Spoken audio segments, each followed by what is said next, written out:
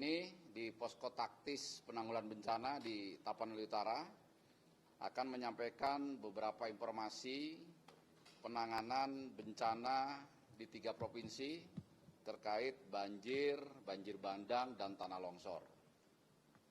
Yang pertama kami informasikan untuk Sumatera Utara setelah mulai tanggal 25 November 2025 yang lalu atau 3 hari yang lalu diguyur hujan sangat lebat karena ada siklon Senyar dan siklon Koto. Ini fenomena alam yang jarang terjadi tapi terjadi di wilayah Sumatera bagian utara. Per hari ini karena prediksi BMKG bahwa siklon Senyar itu bergerak ke arah Malaysia, kemudian juga kami melaksanakan operasi modifikasi cuaca. Untuk cuaca per hari ini di Sumatera Utara, seluruhnya kondisinya cerah, tidak ada hujan. Dan kami juga telah mengecek untuk cuaca di Sumatera Barat dan cuaca di Aceh per hari ini pun dalam kondisi cerah, tidak ada hujan. Mudah-mudahan ini akan berlanjut terus ke hari-hari ke depan. Di samping memang fenomena alamnya sudah berlalu, kami pun melaksanakan operasi modifikasi cuaca di masing-masing provinsi. Untuk di Sumatera Barat ada 1 pesawat, di Sumatera Utara ada 1 pesawat, dan di Aceh ada 1 pesawat. Dan kami masih punya cadangan 1 pesawat operasi modifikasi cuaca untuk mengantisipasi apabila perlu penebalan di salah satu provinsi yang menjadi objek penanganan kami. Selanjutnya rekan-rekan media sekalian, kami informasikan secara berurutan. Ini yang terberat adalah Sumatera Utara yang duluan bencananya. Ini hari ke-4 karena mulai bencananya adalah tanggal 25 November 2025. Setelah itu baru Sumatera Barat. Sumatera Barat menyusul. Jumlah kabupaten kota di Sumatera Barat tidak sebanyak Sumatera Utara dan Aceh yang terkena bencana.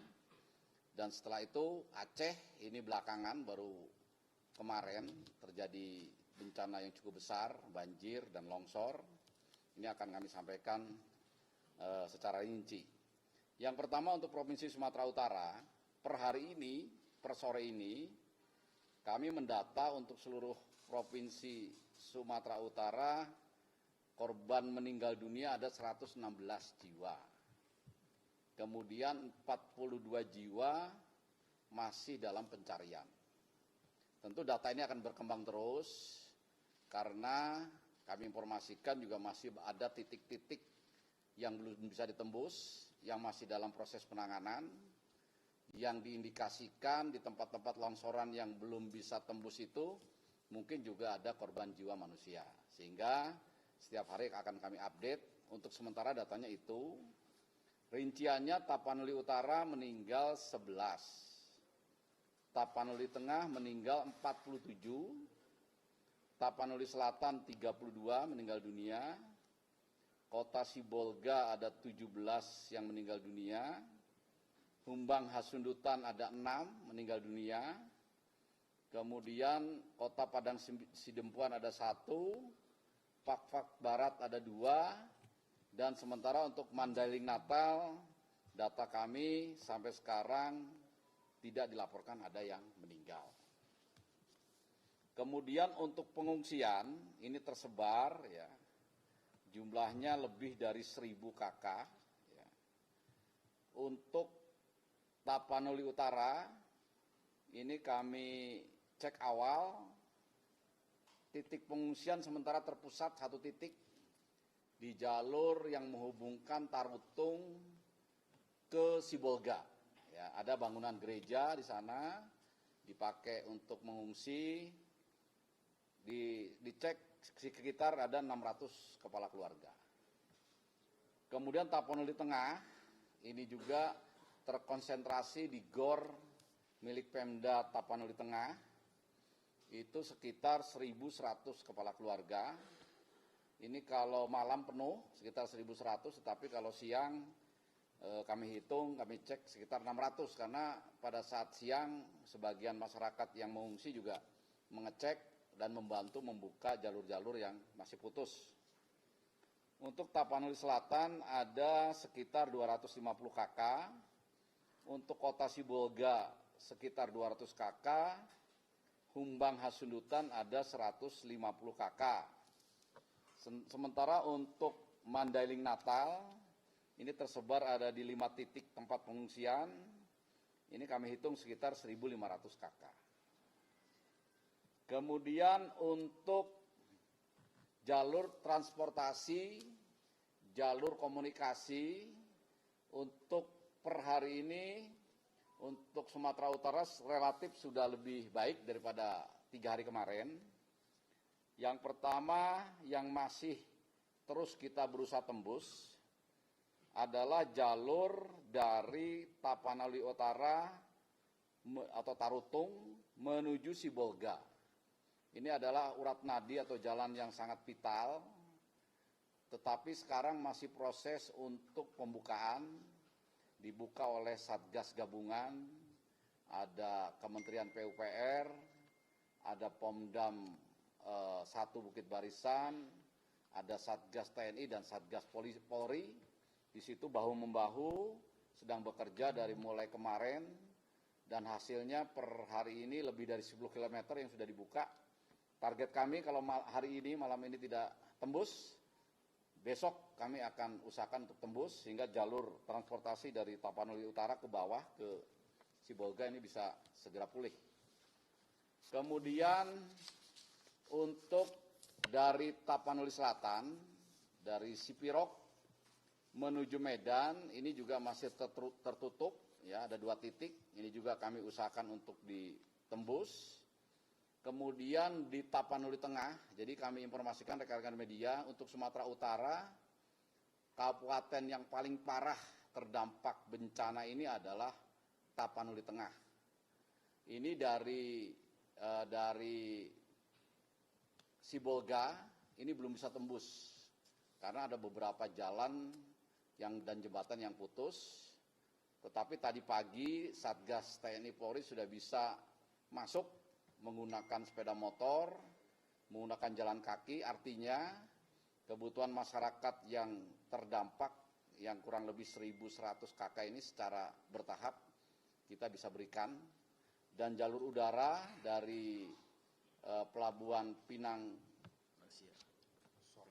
Sori di Sibolga, Tapanuli Tengah ini sudah bisa masuk ke Tapanuli Tengah. Kemudian di Mandailing Natal ini juga ada beberapa titik yang masih terputus, antara lain dari Singkuang menuju Tabuyung ada 2 titik, kemudian Tabuyung menuju Pasar Natal belum bisa diakses mobil dan ada beberapa rincian lagi, nanti rinciannya akan saya berikan ke rekan-rekan media. Ini yang dilakukan oleh kami, ya Satgas Tanggap Darurat yang sementara dipimpin oleh BNPB karena masih ditetapkan status tanggap darurat.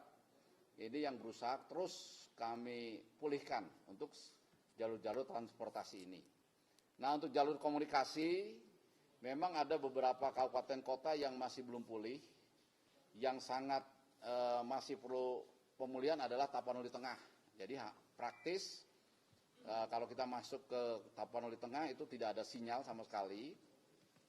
Langkah kami adalah kita memasang jalur komunikasi darurat, jadi menggunakan Starlink. Nah, ini Starlink juga sudah didistribusikan baik ke pemerintah daerah, baik ke titik pengungsian, maupun kepada Satgas TNI Polri. Jadi walaupun masih terbatas, per sore ini relatif masyarakat di Tapanuli Tengah sudah bisa berkomunikasi keluar daerah Tapanuli Tengah. Jadi memang mungkin rekan-rekan media juga banyak yang bertanya gitu, banyak yang dari luar Tapanuli yang bertanya tidak bisa mengkontak keluarganya, itu rata-rata yang keluarganya berada di Kabupaten Tapanuli Tengah. Itu. Nah sekarang dengan adanya sistem komunikasi darurat ini, mudah-mudahan itu bisa sedikit terbuka dan ini terus akan kita perbaiki. Ya, tentu saja per besok kalau saya memberikan informasi lagi, tentu kondisinya sudah lebih baik daripada hari ini. Kemudian logistik, ya, logistik ini juga tentu saja belum sepenuhnya tercukupi, tetapi secara bertahap, secara terus-menerus ini kami tambah. Rata-rata untuk seluruh kabupaten kota terdampak di Sumatera Utara, ini secara bertahap sudah disalurkan logistiknya. Yang pertama Tapanuli Utara, ini kami juga sudah salurkan berupa permakanan, ada sembako, makanan siap saji, ya, kemudian juga perlengkapan pengungsi, ada tenda, ada matras, ada pelbet, dan ada selimut. Itu dulu yang bisa kami dorong karena itu merupakan kebutuhan dasar dari masyarakat yang terdampak. Paling tidak di titik pengungsian mereka tidak kelaparan dan tidak kedinginan karena terbatasnya bahan makanan dan pakaian maupun tempat perlindungan. Ini semuanya sudah didorong. Tapanuli Tengah, tadi saya katakan ini masih putus, tetapi per sore ini sudah bisa lewat darat dengan cara sepeda motor dan jalan kaki. Di Tapanuli Tengah sudah dibentuk Satgas Gabungan TNI Polri, dipimpin oleh Danrem, Dandim, dan Kapolres. Mereka mengambil bahan logistik dari Bandara Pinang Siri, ya, kemudian masuk ke wilayah Tapanuli Tengah secara jalan kaki maupun naik sepeda motor. Kemudian kami juga lewat udara ini sudah mengendrop bahan logistik ke Tapanuli Tengah. Per sore ini 3 sorti yang isinya tadi yaitu sembako, makanan siap saji, tenda pengungsi, matras, selimut, dan pelbet. Kemudian untuk Tapanuli Selatan ini juga sudah masuk, ya, baik darat maupun udara. Jadi melalui udara dulu kemudian dilanjutkan dengan darat. Kota Sibolga ini karena juga tadi saya katakan di depan belum tembus ke Sibolga untuk jalan darat, ya, dari Tarutung, dari Tapanuli Utara, maka menggunakan udara. Per sore ini sudah di drop 2 kali, 2 sorti. Kemudian untuk Humbang Hasundutan ini sudah diberikan 1 sorti. Kemudian untuk Mandailing Natal ini ada 2 titik yang sudah didistribusikan. Yang pertama titik Sopotinjak, Kecamatan Batang Natal, itu ada 10 sak beras, masing-masing adalah 10 kg, 50 dus mie instan, kemudian 3 buah terpal, 1 buah tenda, 19 buah family kit, 2 dus makanan, dan 6 dus makanan siap saji. Artinya walaupun masih sangat minim, sangat terbatas, secara berangsur-angsur, secara bertahap, logistik ini sudah bisa kami kirimkan kepada masyarakat terdampak. Kemudian dalam masa tanggap darurat ini, pemerintah pusat lewat BNPB sudah membentuk Satgas di provinsi dan kabupaten kota untuk mendampingi Forkopimda, baik tingkat provinsi maupun kabupaten kota, dan ini semuanya sudah masuk untuk mendampingi para kepala daerah. Untuk di provinsi kami tunjuk untuk Sumatera Utara adalah Deputi 3 Penanganan Darurat, penanggung jawab Provinsi Sumatera Utara, itu jabatannya Deputi 3 Penanganan Darurat. Kemudian di masing-masing kabupaten kota sudah masuk antara 5 sampai 10 orang personil BNPB yang akan mendampingi Bapak Bupati dan Forkopimda tingkat kabupaten kota melakukan langkah-langkah yang diperlukan dalam tahap tanggap darurat ini. Kemudian rekan-rekan media sekalian, per hari ini juga sudah masuk bantuan Bapak Presiden Prabowo Subianto untuk Sumatera Utara yang sudah masuk dan nanti akan kita distribusikan sesuai dengan kebutuhan di lapangan. Yang pertama adalah alat komunikasi Starlink, ada 17, ini sangat berguna dengan adanya alat komunikasi dan gensetnya. Kami informasikan bahwa di beberapa titik yang menonjol adalah di Tapanuli Tengah, itu listrik dan air masih mati, ya. Sehingga bantuan dari Bapak Presiden, alat komunikasi ada 17 dan genset 17 ini sangat bermanfaat. Kemudian perahu LCR, ada 15, permakanan ini mie instan 750 dus, kemudian ada tenda pengungsi 19 dan kompresor 1. Ini adalah bantuan tahap awal dan juga bantuan dari kementerian lembaga dan dari TNI Polri juga masuk terus. Nanti kita distribusikan sesuai dengan kebutuhan di lapangan. Kemudian untuk menormalisasi jalur-jalur yang masih terputus, di Sumatera Utara juga sudah diperkuat dengan alutsista dan alat-alat berat. Kami informasikan Kementerian PU, di bawah arahan Bapak Ibu Wamen PU juga sudah berkomunikasi terus dengan kami, dan sekarang sedang berusaha membuka jalur-jalur yang putus. Tadi yang saya katakan dari Tarutung ke Sibolga, maupun dari Bandara Pinang Siri menuju Tapanuli Tengah. Kemudian untuk transportasi udara, dari BNPB kami untuk Sumatera Utara menyiapkan 2 unit pesawat helikopter dan 1 unit pesawat karapan jenis Cessna. Jadi ada 3 pesawat di luar pesawat yang tadi digunakan untuk OMC. Ya. OMC untuk Sumatera Utara ini mudah-mudahan dengan adanya 3 pesawat ini bisa membantu evakuasi, bisa membantu pendorongan logistik, dan kami informasikan dari Mabes TNI juga akan mengerahkan untuk Sumatera Utara itu paling tidak ada 3 tambahan pesawat heli. Itu baru datang besok, tapi seiring dengan berjalannya waktu nanti terkait alutsista ini akan semakin banyak, termasuk juga dari Polri sama, itu juga akan mengerahkan bantuan baik peralatan maupun alutsista. Nanti setelah ini mungkin Bapak Kapolda juga bisa menyampaikan informasi. Itu untuk Sumatera Utara ya.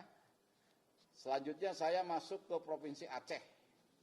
Sama ya, Provinsi Aceh ini kan belakangan terjadi banjirnya. Jadi duluan Sumatera Utara, baru 2 hari yang lalu ya. Yang kemarin itu yang kemudian masif, hampir seluruh kabupaten kota di Aceh, di Aceh itu terkena bencana. Cuaca per hari ini Aceh juga terang, alhamdulillah ya.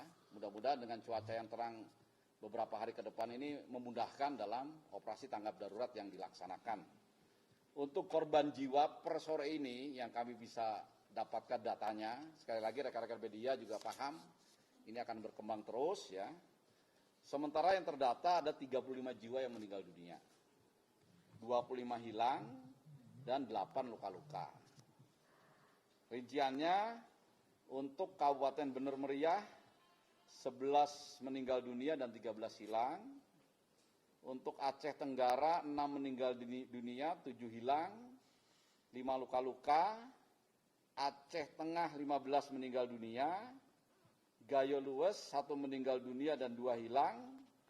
Aceh Tamiang 3 luka-luka. Kemudian Kota Subu Salam 1 meninggal dunia, dan Kota Luk Sumawe 1 meninggal dunia dan 3 hilang. Bagaimana dengan kabupaten kota lainnya? Ini masih proses pendataan. Ada beberapa kabupaten kota yang masih terputus ya. Baik kita datang dari utara, dari Luk Sumawe maupun dari Banda Aceh, ini masih belum bisa tembus sampai seluruh kabupaten kota di wilayah Aceh, Provinsi Aceh. Pengungsi di seluruh Aceh per sore ini kami data ada 4.846 KK.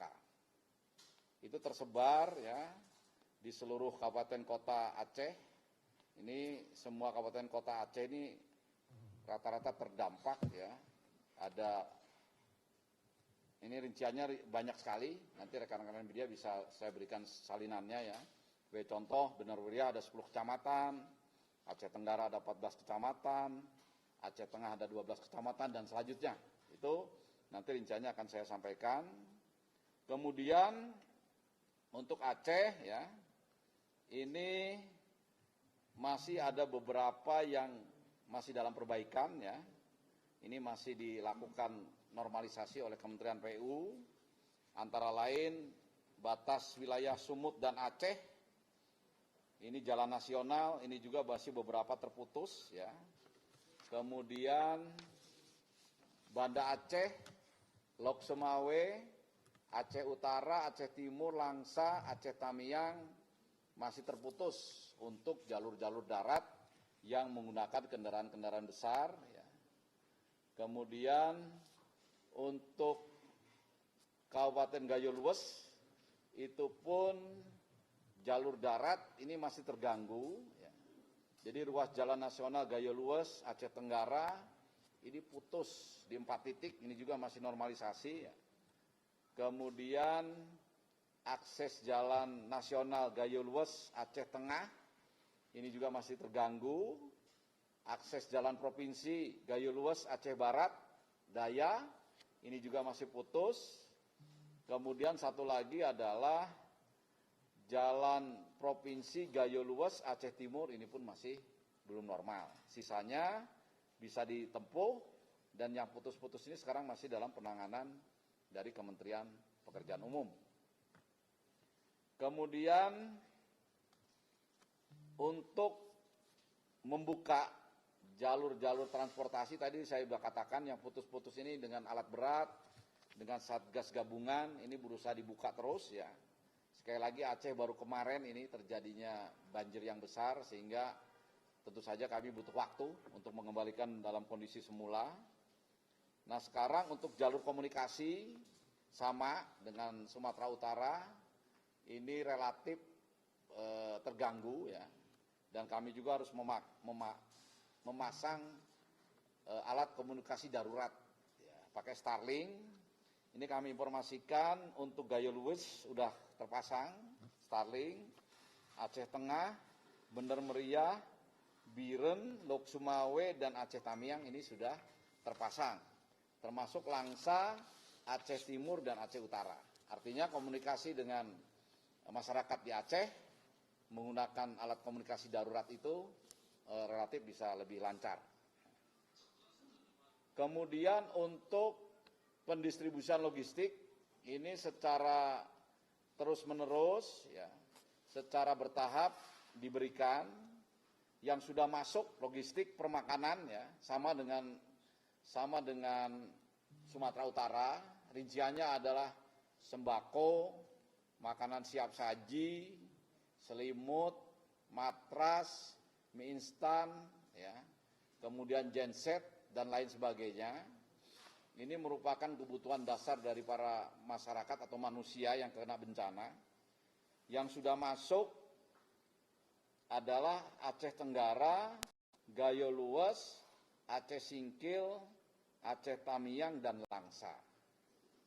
Sementara yang sekarang sedang proses, ada yang baru tiba, ada yang masih di perjalanan, tapi ini yang kami lakukan dari mulai tadi pagi sampai nanti malam sampai selesai, adalah Aceh Besar, Pidi, Pidi Jaya, Biren, Lok Sumawe, Aceh Utara, Aceh Timur, Aceh Tengah, Bener Meriah, Aceh Jaya, Aceh Barat, dan Aceh Selatan. Ya. Kemudian di Aceh juga untuk bantuan dari Bapak Presiden menggunakan 3 Hercules ini sudah sampai ya, di Aceh.